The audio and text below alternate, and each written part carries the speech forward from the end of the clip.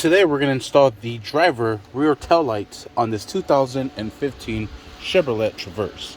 Alright, first thing we're going to do is going to go ahead and connect that pigtail right into there. This does have a little lock mechanism, so once you insert it, make sure you lock that down.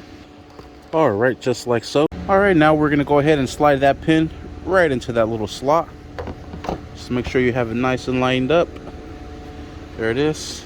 Then go ahead and secure it down. We're going to go ahead and put in the two bolts that we took off. We're going to be using a size 7mm socket to tie this down. Once you have both of those secured, we're going to go ahead and slide this little tab right into here. And this one, it has little grooves there and here. So that's the little tab is going to slide right into those grooves. Just press it in and you're set. And that is how you install a new tail light on this 2015 Chevrolet Traverse. Thank you for watching.